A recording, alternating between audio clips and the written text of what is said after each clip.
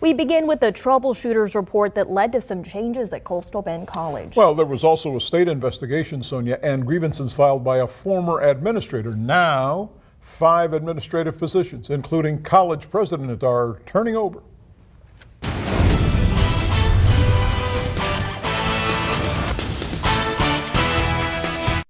Two months after a 4-3 vote announcing they would seek to separate from President Dr. Beatriz Espinosa with intent to discharge her, the Coastal Bend College Board of Trustees have in fact reached a settlement and release with her.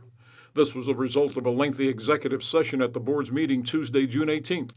Espinosa had served as CBC president since March 2012, but came under increasing scrutiny as our reports on unauthorized grade changes in the school's LVN nursing program began airing in May 2018. At the same time, the Texas Higher Education Coordinating Board began its investigation. Among the results of that investigation, the school has already refunded an estimated $450,000 in grant money and questionable expenses to the agency.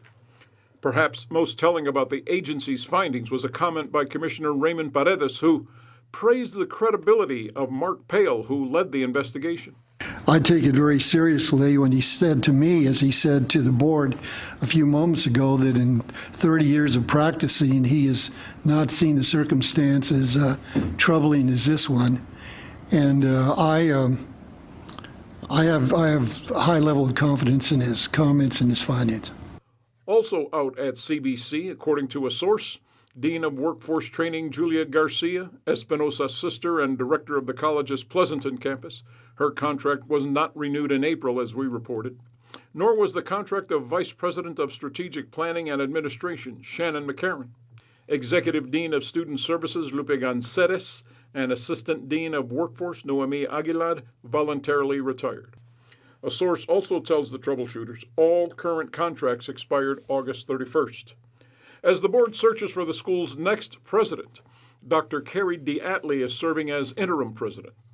Our source further shared that in a recent employee survey, there was only a 30% response, and of those who did respond, they mentioned a culture of fear and low morale they feel exists at the school.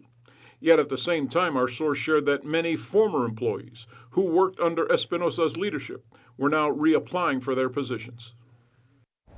A young boy pulled from a burning